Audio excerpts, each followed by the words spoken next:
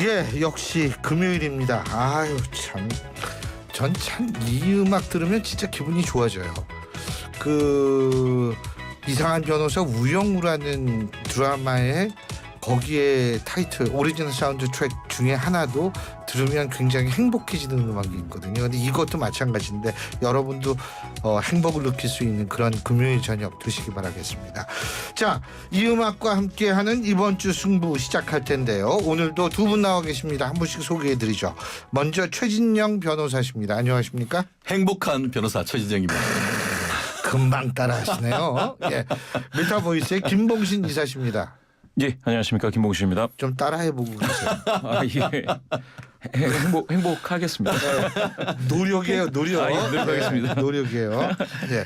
아, 근데 뭐 이게 주말마다 비가 온다 그러니까 내일 또 비 온다잖아요. 아, 그러게요. 뭐 비 좀 왔는데요. 너무 더워요. 너무 네. 덥죠. 대지를 조금 시원하게 좀 적셔주면 좋을 것 같습니다. 근데 사실 뭐 두 분은 비가 와도 그렇고 안 와도 그렇고 뭐 어디 주말에 안 가시잖아요. 방송하시잖아요, 두 분 다. 아, 아니에요. 주말에 좀 쉬어야죠. 아, 쉬세요? 네, 그럼요. 아, 네. 방송 왜 많이 노리고 그래요, 없어요. 김봉신 이사님. 아니, 선거 지나고 여론조사가 궁금하지 않으니까 저는 많이 개편됐습니다. 예, 나가는 방송 뭐 별로 없습니다. 많이 내려왔다는 말씀으로 많이 개편이 되셨다는 말씀으로 예. 알겠습니다. 자, 그러면 우리 최진영 변호사님부터 승자. 한동훈. 와, 네. 승자. 왜요? 국민의힘에 다가오는 7월 23일 전당대회 승자는 벌써 게임 끝났다. 한동훈. 어차피 대표는 한이다 내지는 훈이다. 뭐 해서 어대한, 어대훈 뭐 이런 얘기가 왜냐하면 있는데요. 어대훈이 맞죠. 왜냐하면 어대명이라고 그러잖아요. 네, 그렇죠. 어대이라고 안 그러잖아요. 네. 어대훈이 맞죠. 그렇습니다. 뭐 사실 국민의힘 지지자들 내에서도 한동훈 전 비대위원장의 출마에 대해서 굉장히 환영하는 분이 있고 반면에 굉장히 비판적으로 본 분들도 있습니다. 그런데 정치는 현실 아니겠습니까? 그렇다고 하면은 현재의 이른바 집단 지도 체제 얘기가 있었지만 그것이 이제 무산되고 실질적으로 지금과 같은 단일 지도 체제로 했을 때에 누가 될 것인가? 라고 하면은 사실 한동훈 비대위원장 그 외에 뭐 나경원 그 의원님이나 아니면 윤상현 의원 이런 분들이 지금 얘기가 여러 가지 되고 있습니다만 실제 지금 현실적으로 가능성이 있는 것은 한동훈 비대위원장이죠. 제가 언뜻 이 방송 들어오기 전에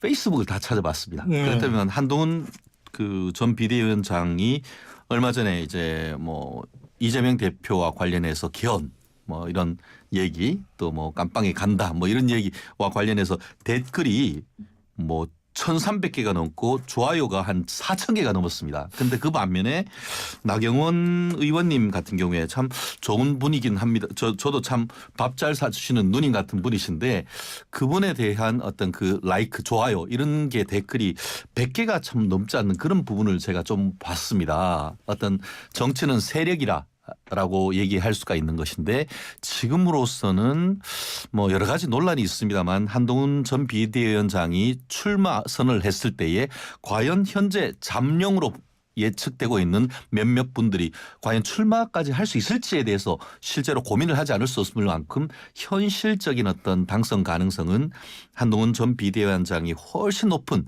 그런 것이 제 주위에서 보나 아니면 뭐 야당 쪽의 패널들의 말씀을 보나 종합적으로 했기 때문에 다만 이제 어떤 그 지지세가 좀 비등비등하면서 약간 더 이렇게 싸울 만한 이렇게 돼야 좀 더 흥행이 될 것인데 그런 흥행이란 이른바 컨벤션 효과란 측면에서는 조금 좀 부족하지 않을까 싶지만 어차피 그렇다 하더라도 한동훈 전 비대위원장의 정치적인 위상 이런 걸 생각하면은 이번 주에 룰을 단일 지도 체제로 하고 당심 80% 민심 20%로 정한 것은 결국 한동훈 전 비대위원장에게 굉장히 유리한 어드밴티지를 주는 어떤 룰 세팅이다라는 점에서 이번 주의 승자 한동훈 전 비대위원장으로 꼽았습니다. 근데요, 여론조사 전문가로서 김봉신 이사님, 한동훈 위원장 어대훈, 어대한 맞습니까? 제가 아니 뭐 개인적으로 감으로 따지면은 대표를 하는 것은 방금 뭐 말씀 잘하신 것 같아요. 좋은 말씀이신 것 같고 분석은 정확한 것 같습니다. 지금 변호사님 말씀 주신 건 분석은 정확하고 예. 제가 봤을 때는 별로 크게 이제 큰 변화는 없어요. 대표가 되는 데에는 이제 우세한 거는 사실인 것 같고요. 그런데 이제 저는 이게 이제 대표가 된 다음에도 문제다. 왜냐하면 오늘 그러니까 장래 정치 지도자 선호도에서 15%. 예, 15%. 지금 말씀하신 거예요, 김봉신 이사님.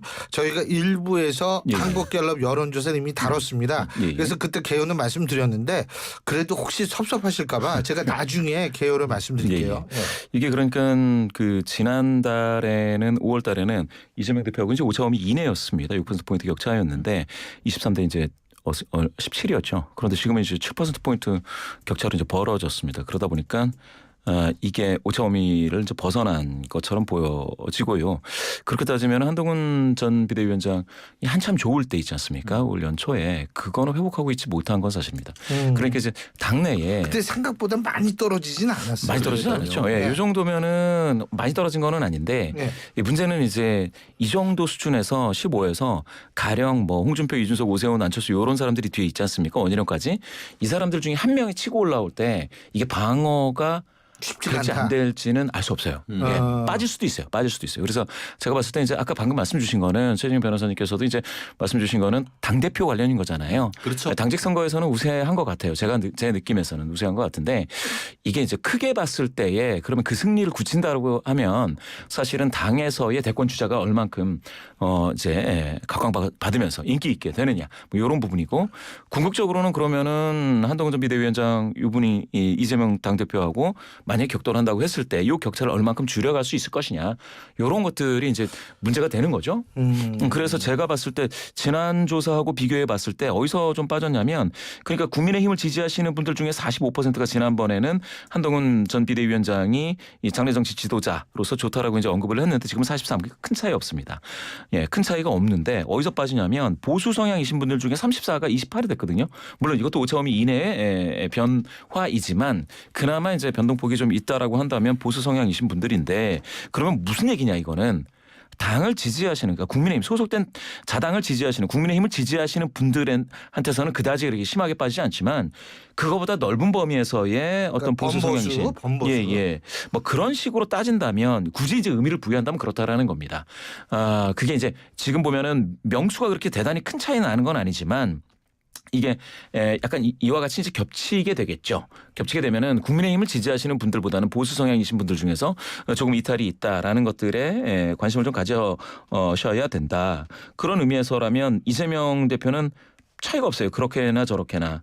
더불어민주당을 지지하시는 분들이나 뭐 진보 성향이신 분들이나 뭐 큰 차이가 없어가지고 그쪽은 그냥 이재명 대표 쪽은 그쪽을 지지하시는 분들은 이쪽 되는데 한동훈 전 비대위원장을 지지하시는 그쪽 분들은 또 이렇다 저렇다라고 비교한다면 약간 조금 안 좋아졌다 지난달보다. 그리고 탄탄하지가 않다라고 볼 수도 제 있는 거 아니에요? 느낌에서는 그러면은 뭐가 돼야 되느냐면 좀 확장을 하셔야 돼요.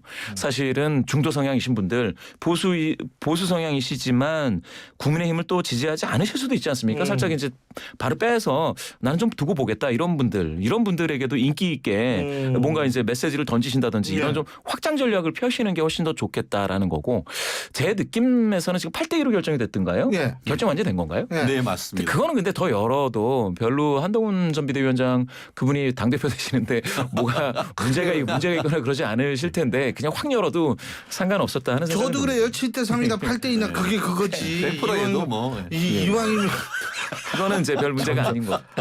최 변호사님 한동훈 위원장이랑 친하신 모양이에요. 예.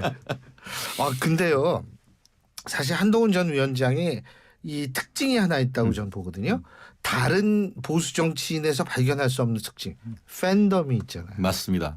이것도 저는 무시할 수 없을 것 같아요. 그렇습니다. 아까 좀 전에 김봉신 이사님 말씀하셨는데 저 이렇게 되묻고 싶어요.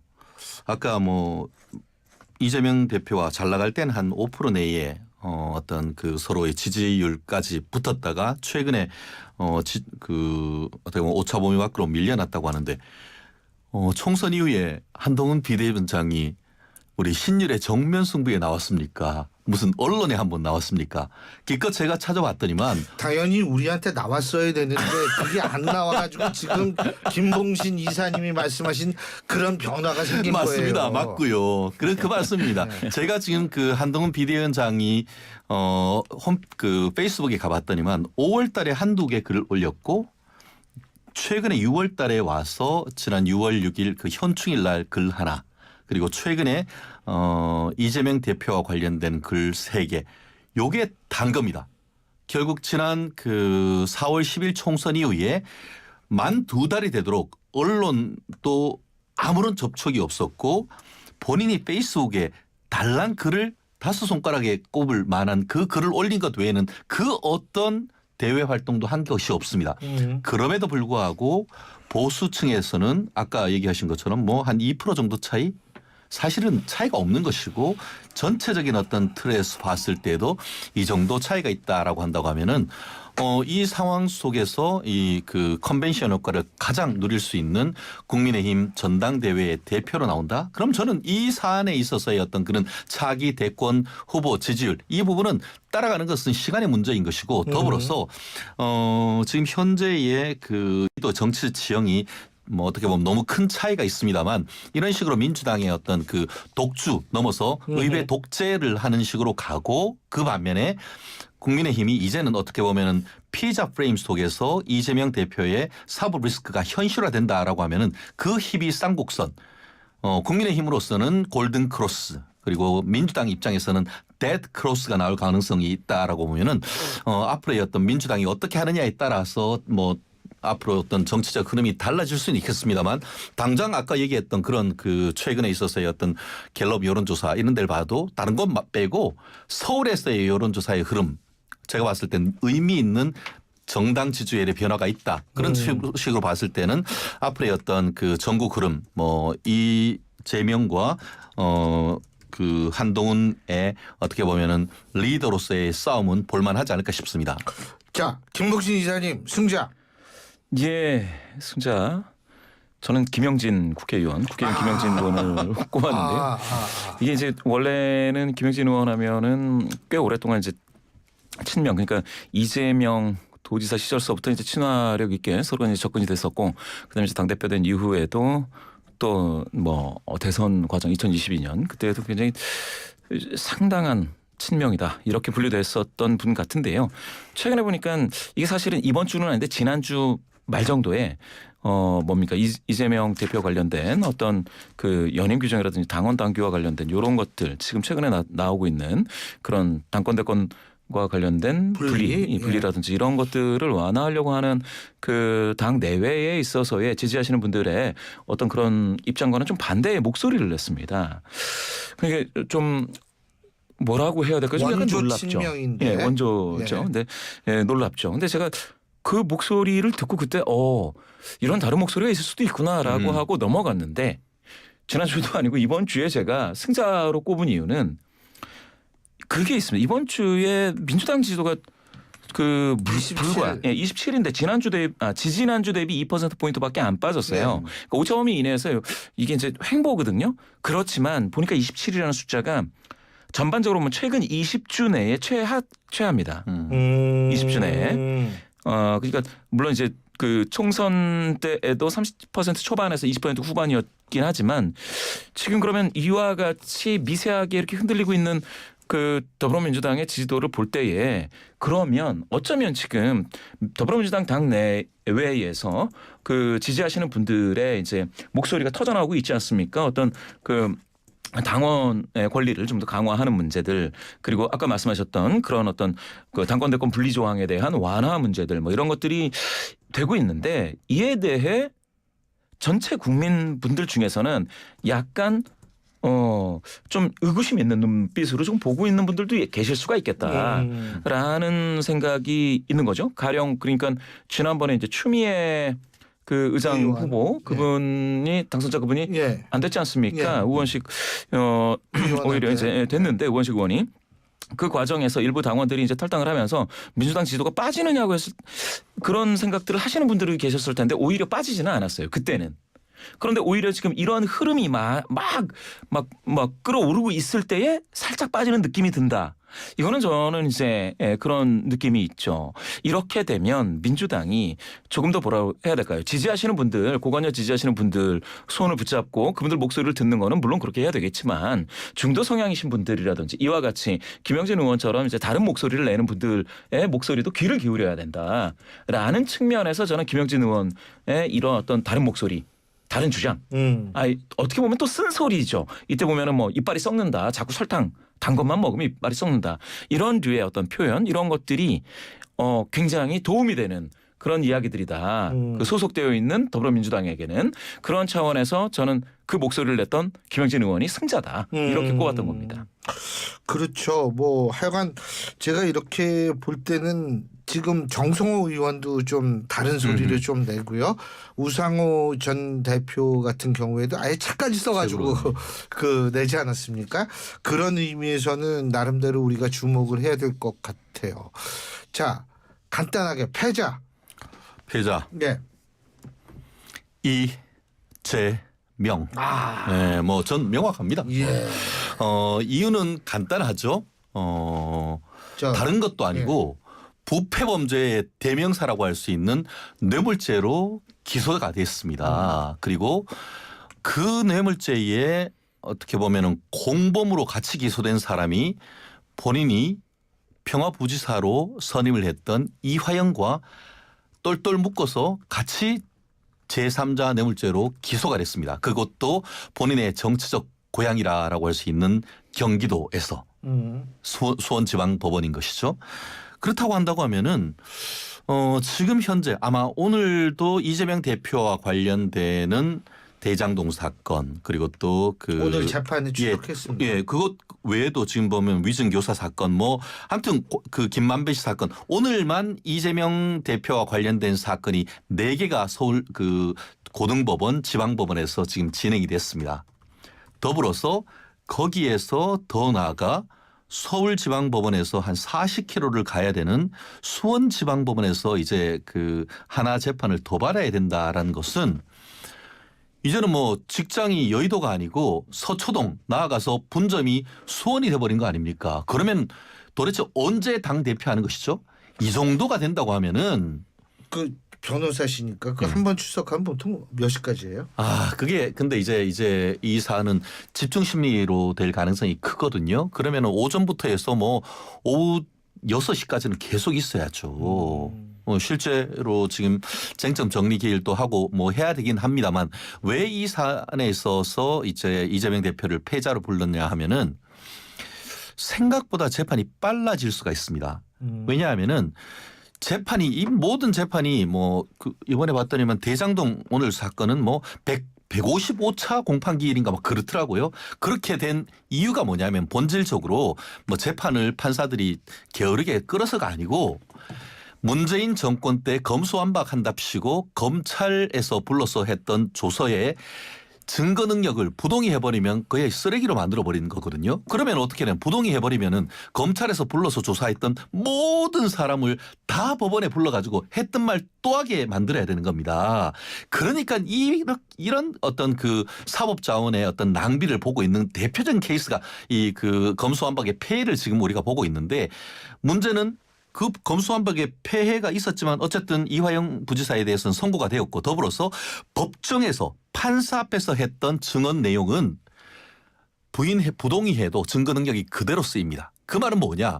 검사 같은 경우에는 이번 지금 이재명 그 대표에 대해서 제3자 뇌물로 기소를 했던 사안은 이화영의 재판의 공판 기록, 수사 기록 말고 공판 기록을 그대로 가지고 그 증제 1호증부터 쫙 매긴 다음에 이 재판부에 내면은 그거는 부동의해도 증거 능력이 그대로 인정됩니다. 그러면은 이화영 재판보다 훨씬 더 빨리 재판이 진행되는 것이죠. 그렇다는 점에서 어떤 그 죄명 자체가 뇌물이고 그리고 재판 자체가 기존보다는 훨씬 더 빨라질 수 있다라는 점에서 사법 리스크가 시간이 빨라지고 있다는 그런 두 가지 측면에서 봤을 때에 이번 주에 확실한 패배자는 이재명 민주당 대표다라고 평가합니다. 알겠습니다. 자, 3부는 여기서 줄이고요. 4부에서 계속 얘기 나눠보겠습니다.